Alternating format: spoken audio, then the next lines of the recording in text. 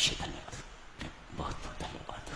कोटि से प्रणाम है मेरी माता सज्जनों, आप सबके श्री चरणों में असंख्य बार मेरा प्रणाम स्वीकार करिएगा। आप सबके श्री चरणों पर अपने मस्तक को रख के बहुबार प्रणाम, बहुबार प्रणाम, बहुबार प्रणाम। भारत का स्वतंत्रता दिवस है आज। इस शुभ अवसर पर पर्व पर आप सबको बहुत बहुत बधाई देता हूं, शुभकामनाएं, मंगल कामनाएं, लख लख बधाइयां आज के इस शुभ दिवस पर। भारत तो स्वतंत्र हो गया, क्या हम भी स्वतंत्र हो गए? आज इस प्रश्न पर थोड़ा घर जाके मंथन करना।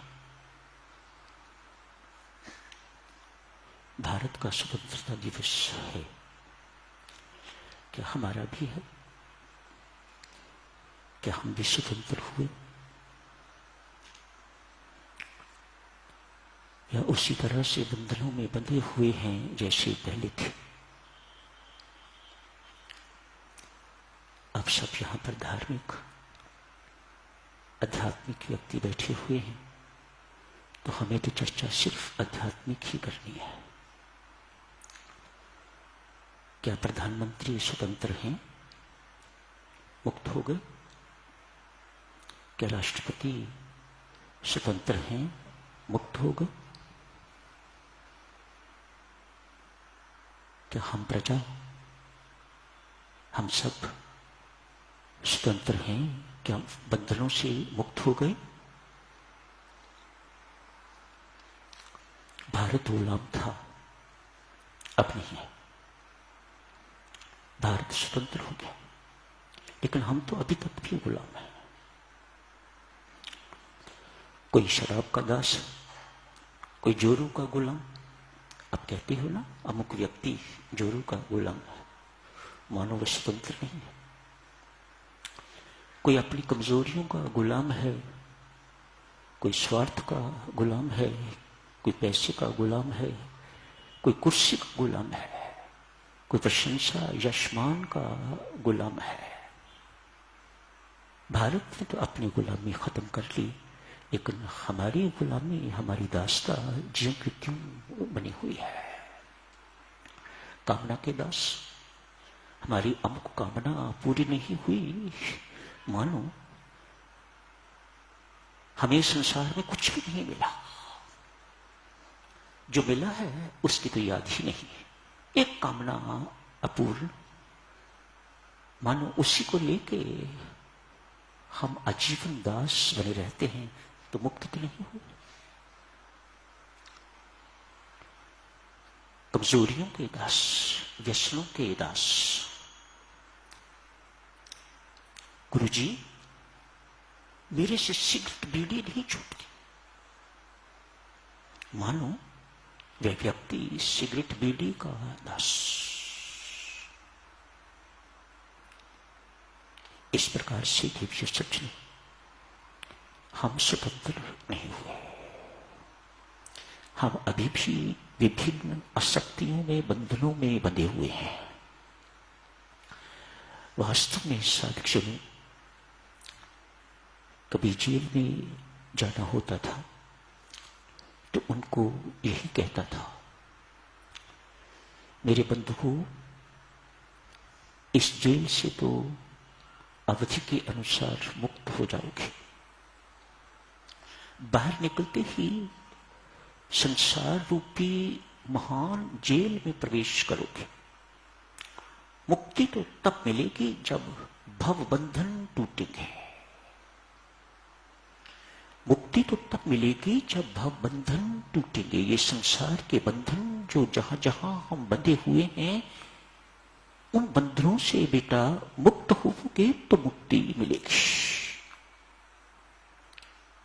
ये कैसे टूटेंगे? मेरी माताओं सज्जनों, अध्यात्म यही सिखाता है, और अध्यात्म के अतिरिक्त और कोई विद्या ये सिखा नहीं सकती। अभी तो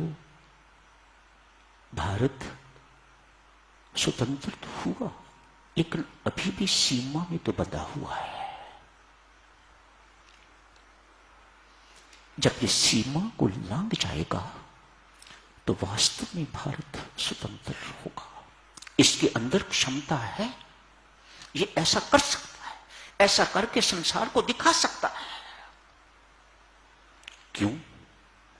most of us are spiritual. संसार का कोई ऐसा देश नहीं है जो इतना आध्यात्मिक होगा, इतना धार्मिक होगा जितने आप।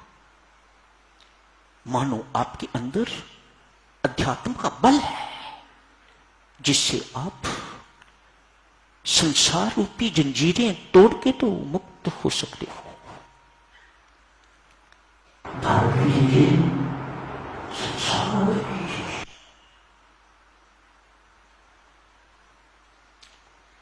भारत के साथ भारतीय रह के आप मुक्त होगो तो शायद पूर्ण रूप से मुक्ति न मिल पाए। संसार से मुक्ति,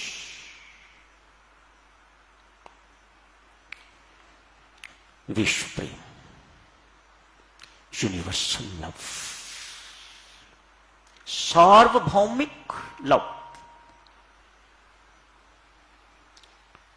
अध्यात्म की शिक्षा,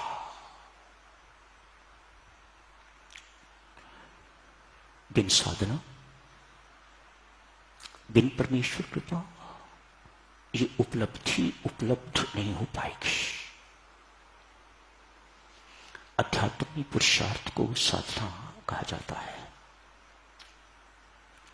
इंडस्ट्रियलिस्ट बनके ये उपलब्धि नहीं हो पाएगी। किसी बड़े इंस्टीट्यूट के डायरेक्टर बनके, प्रधानमंत्री बनके, राष्ट्रपति बनके, बहुत बड़े डॉक्टर बनके ये उपलब्धि नहीं हो पाएगी। वह लाइनें अलग हैं। मुक्ति चाहते हो तो आपको साधना करनी पड़ेगी। और साधना किस लिए? ताकि आप परमात्मा की कृपा के पात्र बन सको। तब हम मुक्त होंगे। सब अशक्तियां, सब तरह के बंधन, हमारे पांव में जो बेड़ियां पड़ी हुई हैं, हमारे हाथों में जो अव्यक्त ना दिखाई देने वाली हथकड़ियां लगी हुई हैं, जब तक वह टूटती नहीं है, जब तक वह छूटती नहीं है, देवियों सज्जनों, हम मुक्त नहीं होंगे। हाँ, हमारा भारत स्वतंत्र हो गया है। हमने उसी साधना के अंतर्गत साधन चर्चा चल रही है। एक अंग की, उस साधना का एक अंग चर्चा का विषय है, ईमानदारी और मेहनत की कमाई। आप सोचो कि इसके बिना आप मुक्त हो जाओगे? सिर्फ राम राम जप के लाखों की संख्या में, तो भैया मेरी तुच्छ बुद्धि मेरी माताओं कहती है कि यह संभव नहीं है।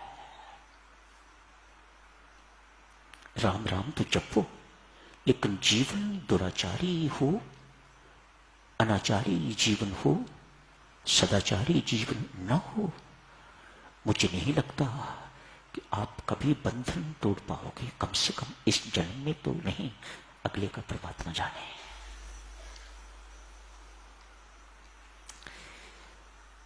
पिछले दृष्टांत में आप जी ने देखा हक की कमाई में कितनी बरकत हुआ करती है।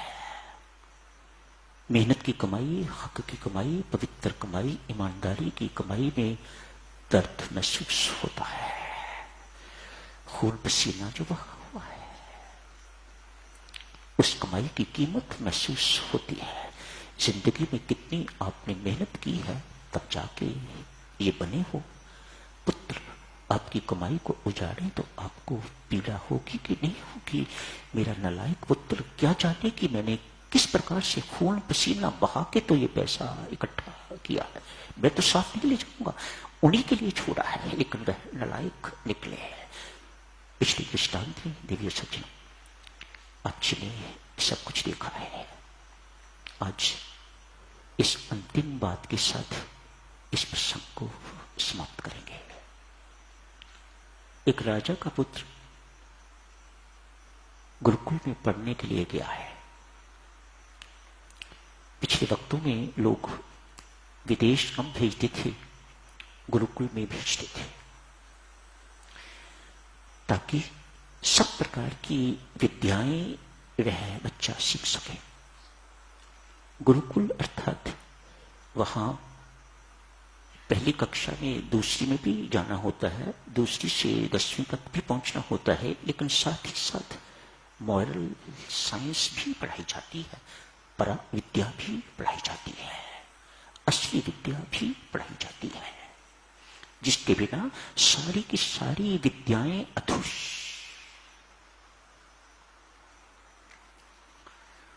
वहां गया हुआ है, छोटी आयु से बड़ा हो गया है। वहां जाके गुरु घर की सेवा भी करनी पड़ती है। वहां जाके हवन के लिए, यज्ञ के लिए जंगल से लकड़ियां भी लानी पड़ती हैं। उसे ये बोध नहीं है कि मैं राजा का पुत्र हूं, इतना बड़ा हूं, इसलिए मुझे ये सब कुछ नहीं करना चाहिए ना, बहुत प्रेम से करता है। उसे बोध है गुरु महाराज की आज्ञा का पालन करना ये साधना है। इस वक्त इतना ही पता है, और इतना पता होना उसके लिए पर्याप्त है। गौशाला में गोबर साफ करना पड़ता है, गऊ को चारा डालना पड़ता है, दूध धोने का काम है तो दूध धोना पड़ता है, इत्यादि इत्यादि। बड़ा हो गया है, पढ़ाई खत्म हो गई है, घर लौट आया है। परमेश्वर की ऐसी करनी देखिएगा, घर लौटते ही उसे राज्य संभालना पड़ा। राजकुमार बन गया, युवराज बन गया, अपने पिता राजा का उत्तराधिकारी बन गया है। कहां वह जीवन, कहां ये जीवन। दास दासियां, सारी की सारी सेना, राज्य कोष, राज्य घराने का खाना इत्यादि इत्यादि सब इंतजार करते हैं कब इनके मुख से कुछ निकले और हम इनकी सेवा करें। एक सेवा करने वाला व्यक्ति इस वक्त, बंदा बंदियां हर कोई सेवा करने के लिए तैयार खड़े हैं।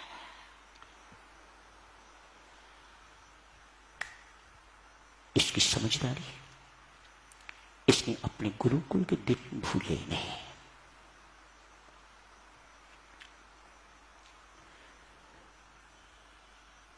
अतएव अपने पेट पालने के लिए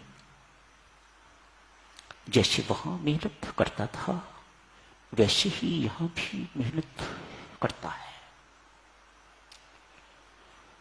राज्य के कामकाज से जितना समय मिलता है टोकरियां बनाता है।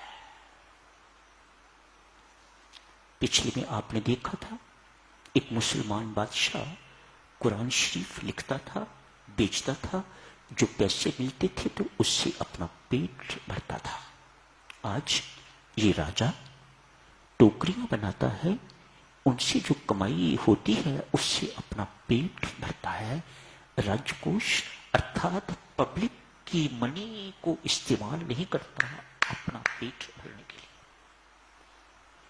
छोटी बात नहीं है,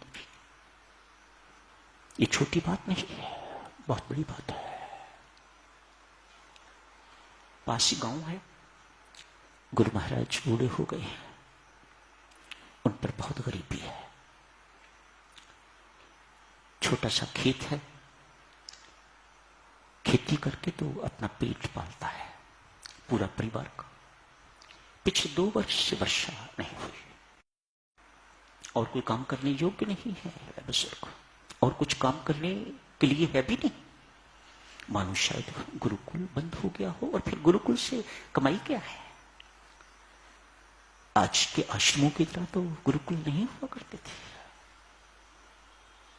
वे तो बेचारे उन्होंने तो गुर्बत के दिन ही देखे हैं, गुर्बत ही देखी है, गरीबी ही देखी है। सोचा मेरा एक शिष्य राजा बन गया है, अपने राजा शिष्य के पास चलता हूं, मेरी जरूर कुछ ना कुछ मदद करेगा। बुजुर्ग गुरु पैदल चल पड़े। जिस वक्त महल पे पहुंचे, राज दरबार के पास पहुंचे तो देखा राजा शिष्य टोकरियां बना रहा। बहुत प्रसन्न हुए। सूचना मिली, भागता भागता द्वार पर गया, जाके गुरुजी को साष्टांग दंडवत प्रणाम किया, लेट के उनके आशीर्वाद लेके उन्हें अपने साथ ले आया है। गुरु महाराज, मेरे साथ भोजन करोगे कि राजघराने का भोजन करोगे? वहां 56 प्रकार के भोग मिलेंगे। मेरे गरीब के पास दाल रोटी एवं साग, 3 चीजें कही, दाल रोटी एवं साग। गुरु महाराज ने कहा, बेटा बहुत देर के बाद भोजन करना है, तेरे साथ ही करूंगा। कुछ दिन वहां रहने के बाद राजा ने कहा, गुरु महाराज जाने से पहले मैं कुछ आपको भेंट करना चाहता हूं। गुरु महाराज ने मन ही मन सोचा, मैं आया ही भेंट लेने के लिए, अभी कोई चर्चा ही नहीं हुई इस बात पर, फिर मैं आया ही हूं कि राजा मेरी कुछ सहायता करेगा। जाने का समय आ गया। राजा ने एक ट्रंक खोला, एक ट्रंक खोल के छोटी सी पोटली उसमें से निकाली और उस पोटली को खोल के गुरु महाराज के सामने ही एक छोटा सा चांदी का सिक्का दिया।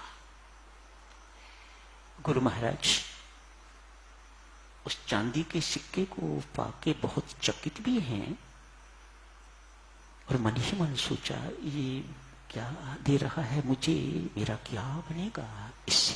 छोटा सा चांदी का सिक्का। गुरु गुरु ठहरे, सहर्ष स्वीकार करके तो चल पड़े हैं।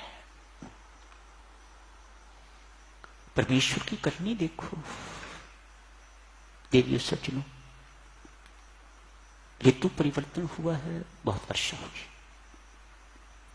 उस चांदी के सिक्के का बीज खरीदा, बीज बोया, खेत लहला रहे हैं।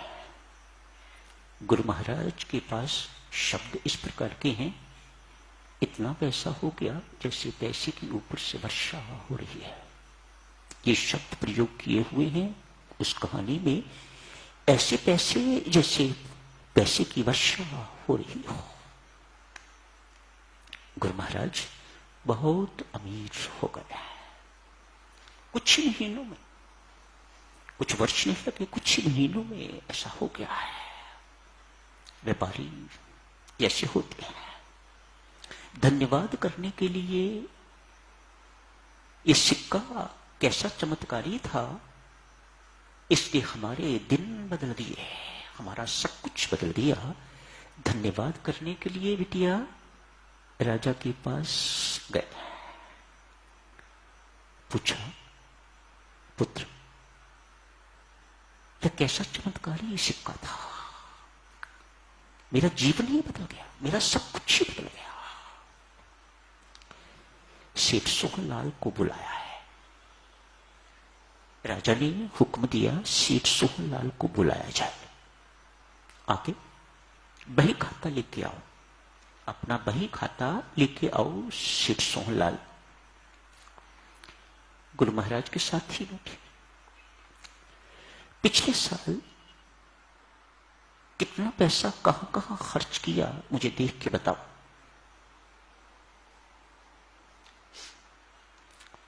इतना पैसा इसको दिया, इतना पैसा यहां से आया, इतना इसको दिया, सारे साल का हिसाब बता दिया। अंतिम पृष्ठ बही खाते का एक किसी मजदूर को एक चांदी का सिक्का दिया था। किस लिए? राजा साहब ने पूछा किस लिए दिया था, क्या किया था उसने? कि आपने उसको एक चांदी का सिक्का दिया था। कहता है राजा साहब, एक रात आंधी तूफान, भारी वर्षा, मध्य रात्रि का समय,